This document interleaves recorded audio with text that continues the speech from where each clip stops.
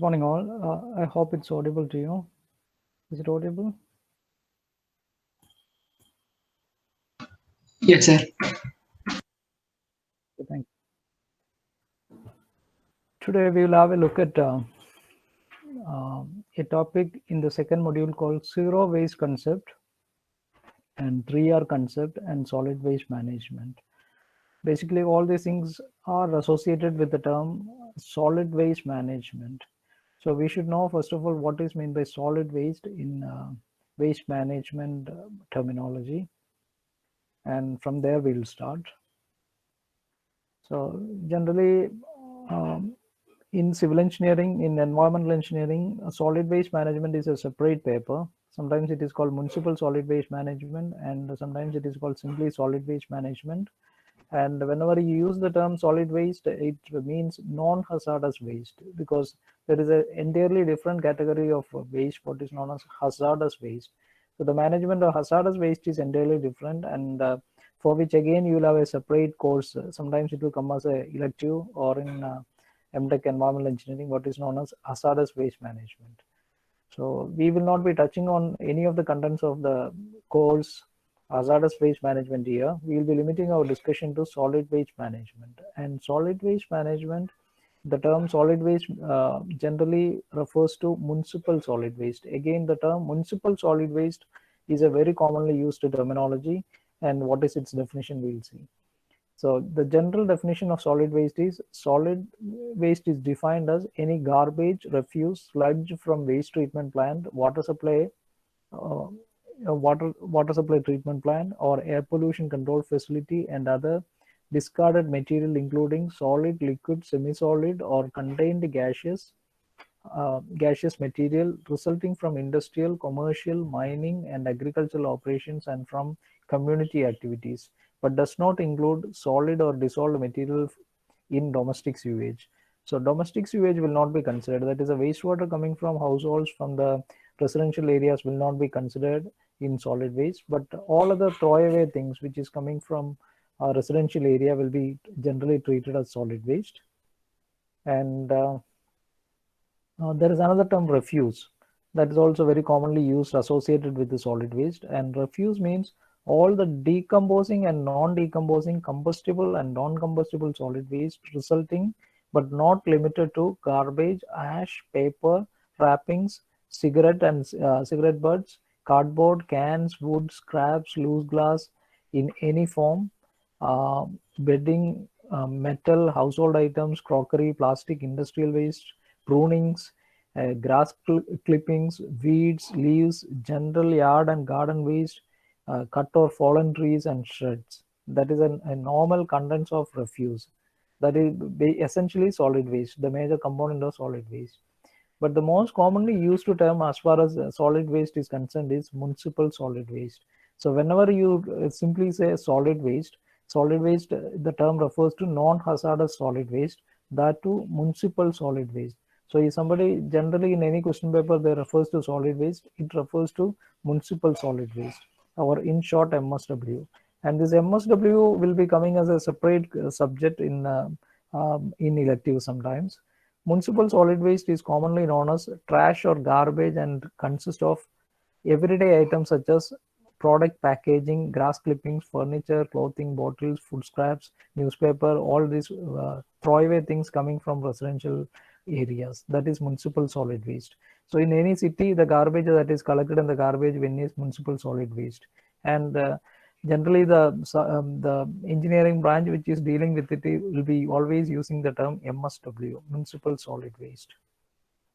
And I have already mentioned to you hazardous waste. Hazardous waste is an entirely different category. It will have some specific characteristics and it has to be dealt separately, and it should not be mixed with the municipal solid waste. But even though we say that there should not be any municipal solid waste, it sometimes contains, people accidentally put hazardous waste in municipal solid waste, but we have to be careful in separating that and managing it. Hazardous waste, solid waste that has hazardous waste characteristics or is a listed hazardous waste and is not otherwise excluded from regulation. We will not consider hazardous waste in today's discussion or in this course. And there was a concept, a 3R concept. We have seen what is municipal solid waste. Municipal solid waste is essentially all the solid waste that is coming from a residential area, which you can think of. That will be used materials, paper. You can just think of the waste that you throw away from a house. That is a municipal solid waste.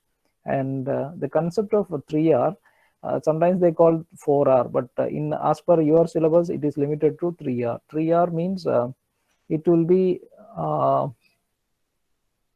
see, I think people are again trying to enter now. The problem is that I cannot keep on admitting students throughout the day. It will be a distraction. So if you're coming late, please don't try to enter. If you try to enter, I will deny entry. I think if entry is denied for more than 2 times, then again next time when you join, it will become impossible to join. So please remember that don't come late. If you're coming late, don't come to the class. And 3 R's. Reduce, reuse, recycle. That stands for 3 R's. And nowadays they say 4 R's. There is a term recovery also comes in, but as per your syllabus, they mean only 3R. So please remember the 3R stands for reduce, reuse, recycle. And whatever is left out can be disposed of. And we will see it in detail. What is the meaning of this reduce, reuse, recycle in different contexts? And generally, here are some examples. Reduce. Whenever possible, waste reduction is the preferred option. In the municipal solid waste generation, if you want to reduce the waste, the number one option should be reduce. We should be giving utmost importance to reduce. And whatever you cannot reduce, only then you think of reuse. Whatever you cannot reuse, you may think of recycle it. So in the hierarchy, the first preference is for reduce. Whenever possible, waste reduction is a preferred option. You think of the ways in which waste generated in a city can be reduced. Then only you think of reuse, recycle, and all. And at citizen level, buy recycled products or recyclable products. So that is for the public. But for the government, the policy has to be in such a way that recycled products are I'm given some incentives, some tax incentives, or the people should be getting some benefit. At a reduced price, recycled products should be available. Then only people buy that. And or recyclable products. The products which we use should be recyclable. See, many of the cases you will see some of the plastics you buy, it will be written, there will be a triangular arrow that shows that it is recyclable. It can be recycled. So as far as possible, buy products which are recyclable and buy things which are produced from recycled things. And avoid the purchase of over packaged products. You will see that many things comes with a lot of package. I mean, lot of packing material, because one of the marketing strategy is that the product should look good, the packaging. If the packaging, many people while choosing, comparing products, they look at the packaging. How does it look like? Very decent packaging, very attractive packaging. Naturally, people may have a bias for going to buy that. So, and this results in a competition wherein people or companies will over package the material. There will be an outer cover, there will be an inner cover, all will be attractive. And at the end of the day, you will have to throw away that. So from the recent experiences, you will see when you buy things online, you will get a lot of packaging material. Even if you buy a single a small item, it comes with a big box inside that, again some packing material, or there will be a plastic cover. And sometimes you will see the online, of course it has to be protected in the transit. The product should not get damaged, so it has to be packaged. But if you go and buy from a shop directly, sometimes packaging will be less. And so try to buy things try not to buy things which are over packaged. And after coming home, again you will have to throw away all the packaging. It's a waste of money. And buy household consumables in bulk whenever possible to reduce the packaging. Say for example, if you buy 50-gram toothpaste, it comes in a packaging, 100 gram another packaging. So if you buy 250-gram toothpaste, sometimes the packaging material will be more than a single 100-gram packaging. Similarly, any product you buy, if you buy in smaller quantities, the problem is that you will be getting more packaging. Instead of buying 2 half kg, if you buy a single 1 kg packet, it will be having less packaging. But that doesn't mean that you have to buy a lot of things. If you buy many of the things in excess quantity, some of it could get spoiled or damaged when you store it for a long time. Again, for storage, you need space. And again, initially, you will be investing more. But as far as possible, household item, perhaps you can buy for a week or for a month. That will be a good practice so that the packaging material will be reduced. Choose alternate transportation such as walking, cycling, carpooling, public transport to reduce the consumption of fossil fuels. That is again under reduce. If you want to reduce the consumption of anything, if you change your transportation mode, that is a big way of reducing the emissions, reducing the consumption. Then practice good driving habits to increase the mileage. That is again in the transportation. Adopt water conservation measures at home and office to reduce water consumption. Reduce the water consumption.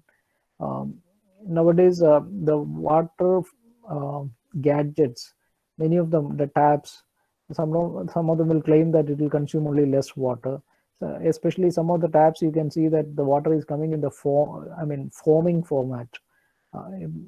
As if it is lathering, and it is very softly coming. So you will feel there is a lot of water coming out, but in fact, less quantity of water is used, and again, the purpose is also served.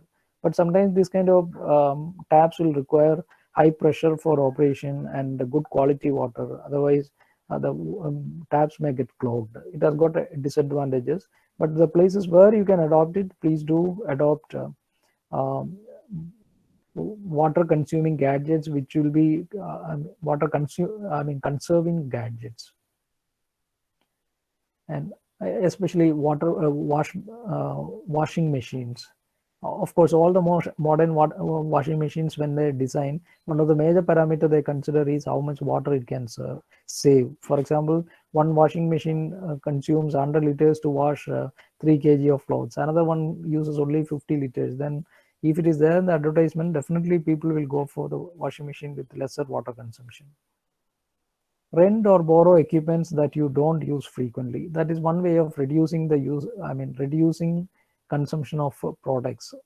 That is why even vehicles, even some of the four-wheelers as well as two-wheelers are coming up with the idea that you don't have to buy the vehicle, you can rent it from the company itself for 6 months, for 1 year, 2 year, and you return it, so that in a way you are reducing the number of vehicles required. Rather than everybody buying the vehicle, people sharing it. And the same thing applicable to even bicycle sharing, or even construction equipments. Prefer products that are locally produced to reduce the transportation cost. This is another good idea, wherein you will be reducing the consumption of fuel. See, if you go to the market to buy apples, you will see apples from India, apple from abroad, oranges from abroad, oranges from Australia. It may be a fancy. Many people will think that, okay, if you buy apple from USA, you will get better quality. That need not be the case. Even for that sake, even apple itself may not be required. Other fruits which are locally grown will provide you with the same nutrients, or some other combination of nutrients which will be better for you. So as far as possible, prefer products which are locally produced. This practice was widely adopted, it seems, long back in 1970s and 80s in Russia. Russia is a huge country those days, USSR. That time they were not, if potatoes are grown in one area, they will not transport it too far to other places. As far as possible, whatever is produced locally, they ask the people to consume it there itself, because they feel that it's a criminal wastage of energy transporting food grains for a large distance and wasting a lot of energy for transportation.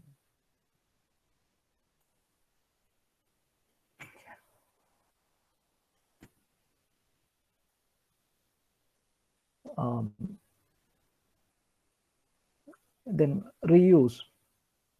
If waste is produced, every effort should be made to reuse if it is practicable.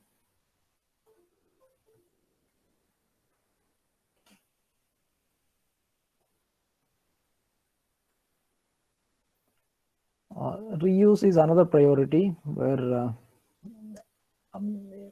as far as possible you should be buying things which can be reused rather than use once and throw. Replace disposable objects with the reusable ones, whether it is in the use of paper, whether it is in the case of the next line, you will see eliminate examples like throw away razors, lighters, and non-rechargeable batteries. So if you are using a reusable, rechargeable battery, that is better for the environment and it will produce less waste. Use reusable cloth bags instead of plastic carry bags. And give away things that you don't use any longer so that someone could use it. Even dress in good condition, you can donate it so that somebody else can use it. It may be old dress for you, but somebody else will find it useful. Otherwise, you will be stocking it for a long time. Then again, you will be throwing it out as waste. So rather than making it a waste directly, let people use it. And recycle is the third option in the hierarchy of solid waste management. Recycling is the third option in the waste management hierarchy. Although recycling does help to conserve resources and reduce waste, it is important to remember that there are economic and environmental costs associated with the waste collection, recycling. For this reason, recycling should only be considered for waste that cannot be reduced or used. It seems there are some examples. I don't know how far it could be true. It seems long back somebody has conducted a study for a particular company on using a soft drink company. For example, a company like Coca-Cola or Pepsi, they can send their product in a can or in a glass bottle. If it is a glass bottle, after usage, it can be collected and it can be reused. Whereas if it is a tin can, it can be collected and of course it can be melted and recycled. In the first case, if it is glass bottle, it can be reused, and if it is a tin can, it can be recycled. Which is better? Many times, generally people may feel that glass bottle is better because there is no recycling required. The glass bottle can be taken back and it can be reused a number of times. Or in the case of a plastic cup and a paper cup for drinking tea, glass and a plastic cup. Plastic cup, you may collect it and recycle it, whereas a glass, you will have to wash. You can wash it and use it number of times. And in the case of soft drinks, it has been found that in some cases at least, the tin is better. Cans are better because if the glass bottle is to be collected back, it has to be transported back maybe hundreds of kilometers. For transportation, for collection, you will have to spend some money. And after bringing it back, that bottle has to be thoroughly cleaned, for which you need water. And this water, after the washings, will become wastewater. And this bottle has to be disinfected again. And after that only it can be used. So the cost involved in collection, transportation, cleaning, all these things, if you put together, that consumes more energy and resources than taking the aluminum cans back and crushing it and recycling. At least in some cases, the recycling will be option could be more attractive economically compared to reuse option. It's very rare cases, but generally we say reuse it, then only you think of recycle. And examples, use recycled paper wherever possible. Recycled paper. And treat the wastewater to enable recycling for other purposes. For example, domestic wastewater, if you treat it properly, it can be used for irrigation, it can be used for even flushing the toilets. And if you treat it properly, it can be even used for other purposes. For example, some of the countries in South Africa and even in Singapore, they recycle water to the extent of making it suitable for drinking purpose. They mix it with the potable water supplies. It is quite possible now. The technology is so advanced that treating wastewater and converting it into drinking grade water is not at all a difficult thing. Encourage and promote the recycling of plastic and metals. For such industry, maybe some tax relief and some benefits has to be given by the government, so that more people will go for plastic and metal recycling. And again, here is an example for recycling for paper.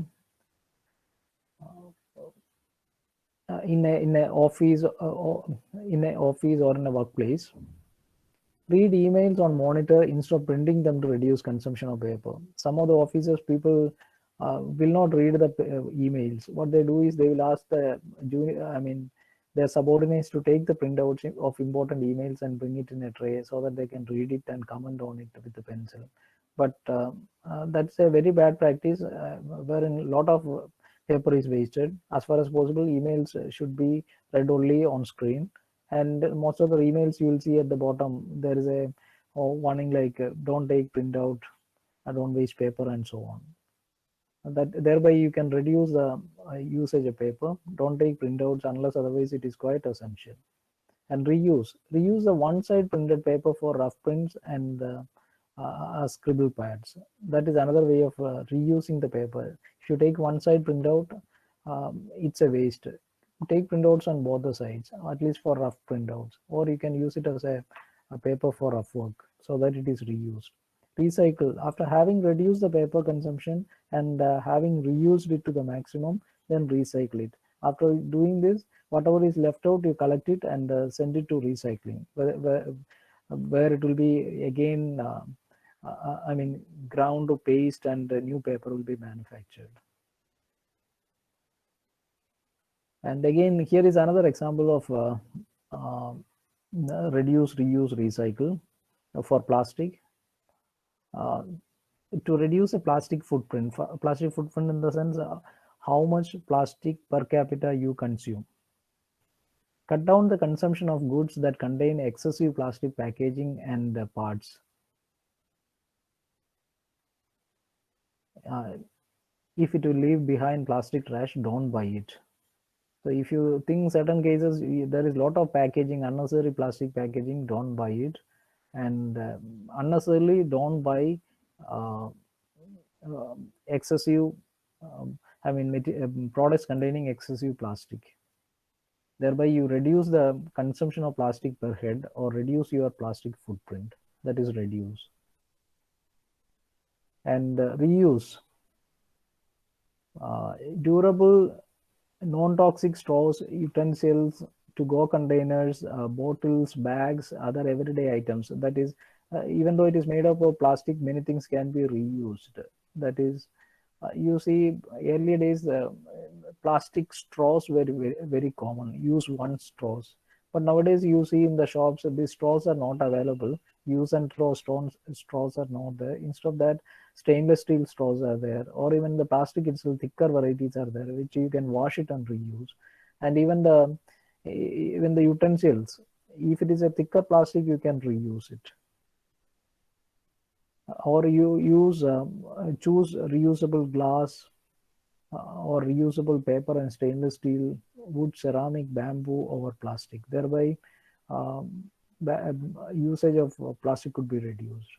And recycle the plastic. The plastic products to be recycle the plastic products to the possible extent. Pay attention to the entire life cycle of items you bring into your life, from source to manufacturing to distribution to disposal. So before buying anything, you think about the life cycle of the product. After buying this, what will happen? You are taking home. Are you going to use it for 1 week and throw away, or are you going to use it and reuse it for some time? And how are you going to dispose it off? So if people become very, citizens become very sensitive and sensitized towards the overusage of plastic, the issue associated with the plastic waste could be avoided by encouraging people to follow the principle of reduce, reuse, recycle, the 3R concept. Again, here is another thing for sustainable lifestyle: reduce, reuse, recycle in your day-to-day life. The first steps towards reduction is reducing unnecessary purchases or for renting or purchasing reusable and more durable products. Before you buy anything, you think of it, whether it is essential. Should I buy this now, or can I rent it? Unsubscribe to useless paper publications to give priority to electronic publications. That is what, even after COVID, I think people are not buying newspapers itself. They are all going for online things. So earlier itself, all the journals, scientific journals, were paper prints were coming. Now almost all the journals have stopped. Sending the hard copies. They are all online. Print back to back. Thereby you can reduce the usage of paper. Avoid changing garbage bags every night in the offices. So you will see in the office, in order to collect the waste, whatever is kept in the basket, there will be a garbage bag.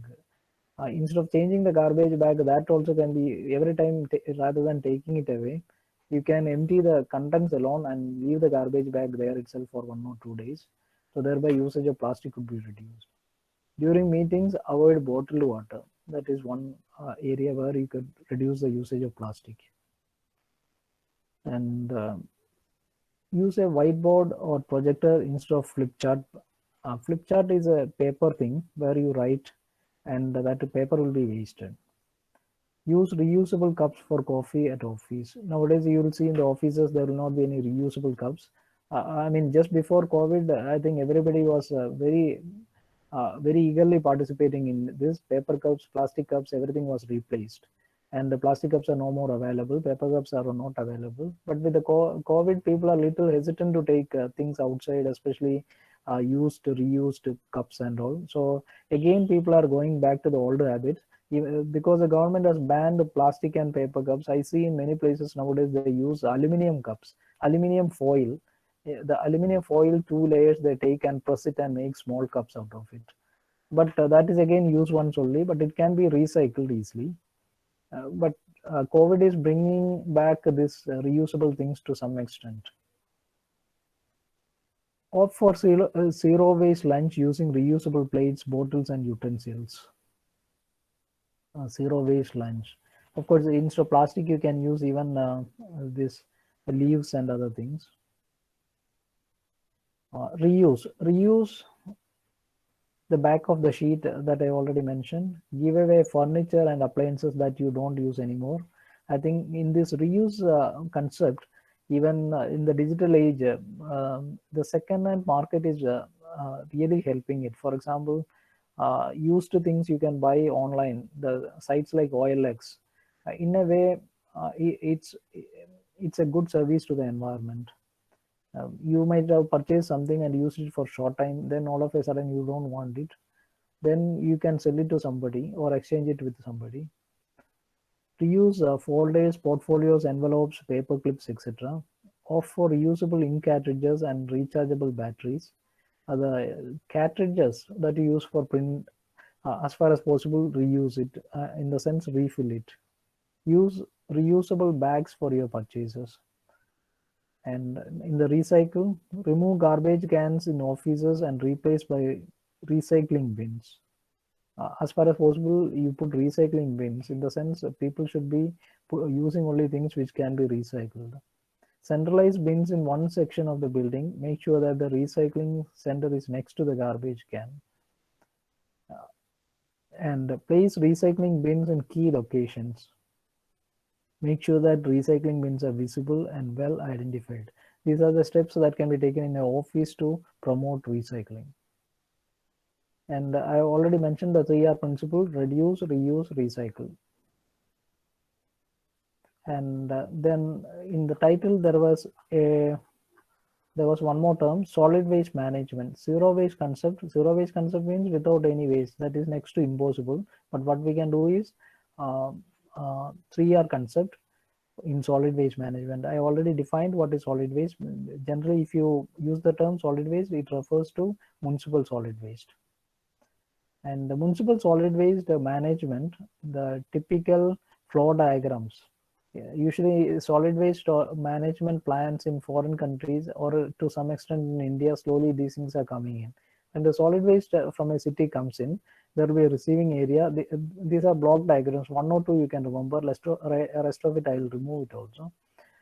Then in order to process it easily, usually there will be a shredder. Shredder means it will be cut into uniform size. It will be a huge machine, which anything you put in, all the solid waste, all the waste that is coming in from the city will be cut into smaller pieces so that it can be easily processed. Then it will go into a air classifier. Air classifier means air will be blown into the waste, I mean solid waste which is coming in, wherein what will happen is the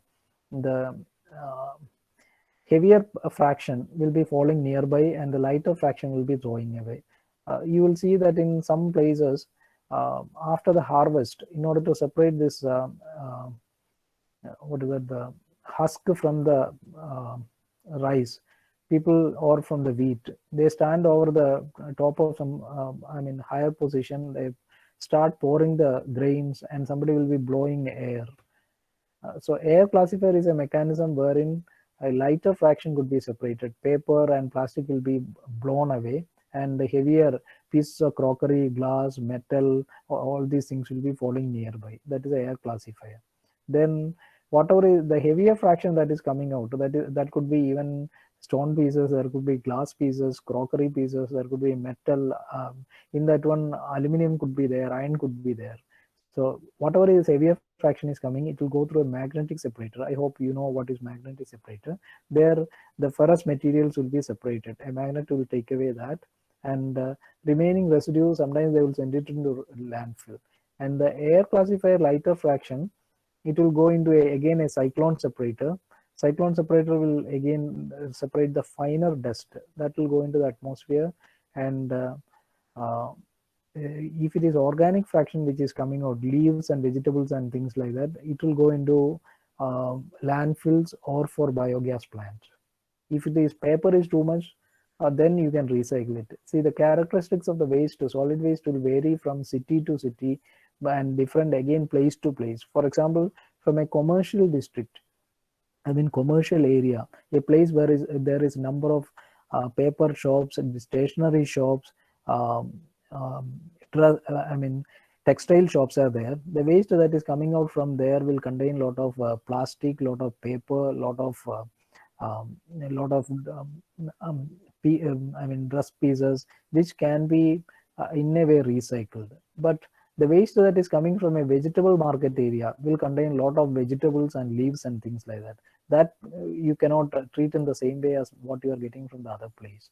So depending upon the characteristics of the waste, you will have to decide. So for that, there are some techniques. You will have to collect a few loads of vehicle, few loads of waste, then you will have to classify it manually. Then similarly here, there is another flow diagram. The waste is coming to the receiving area, shredder, it will cut it into smaller pieces. Then first it will go to the magnetic separator. See, this depends upon the characteristics of the waste from a particular area. Some cases, magnetic separator will be required in the beginning, provided the waste contains considerable amount of ferrous materials. Then it goes to the air classifier, where the lighter fraction and heavier fractions are separated. And the heavier fraction, they are sending it to the landfill, and the lighter fraction again go to the cyclone separator, and the fine dust will be separated to the atmosphere, and other remaining will go into the organic fraction, could go into the landfill or to the biogas plant. And there are many flow diagrams with the reuse pattern and things like that, but all these things in depth you will be learning if you take municipal solid waste as a elective, or if you go for MTech, I mean environmental engineering and all. Otherwise it is not required. I'll remove it from the notes what I give you. And then another thing is that composting. If the organic fraction is too much, you can go for composting and you can use it as a fertilizer. And this is a typical diagram of a landfill, how you do the landfill. Here is a table, you can just have a look at it. With that we'll wind up. See some of the items, and in a high high waste throwaway system, and in a moderate waste, and in a low waste system. The best system is this, intermediate is this, worst is this. If there is a lot of glass bottles as waste is coming, you simply dump or bury. That is a very bad system. And the other better system is grind, remelt, remanufacture, convert it into building material. All these things can be done. This is better. The best is ban all non-returnable bottles. Don't use bottles which cannot be returned, and reuse bottles. Or in cars or metal objects, dumping is the worst thing. So remelting is better, and as far as possible, don't use it. Here are some examples given. And these are some of the prohibited waste. In the municipal solid waste, we should not have these waste: hazardous waste, radioactive waste, industrial process waste, infectious, biomedical waste. This is a separate heading again. Asbestos, characteristic hazardous waste, pesticides, automotive battery, PCBs. This is coming under e-waste. That is a separate heading. Motor oil. These things we don't expect it in the municipal solid waste, what we have been discussing. The waste which is listed right now has to be dealt separately. The municipal solid waste, we consider only things like product packaging, grass cuttings, and vegetable waste could be there. Furniture waste could be there. Clothing pieces, bottles, food scrap. Food waste also could be there. Newspaper. These are the typical waste we get. We deal with this only in the municipal solid waste management. Other things are separate topics which will be dealt separately. Okay. Now, if you got any questions, you can ask me immediately. Otherwise, you can enter your register number, name, and you can leave.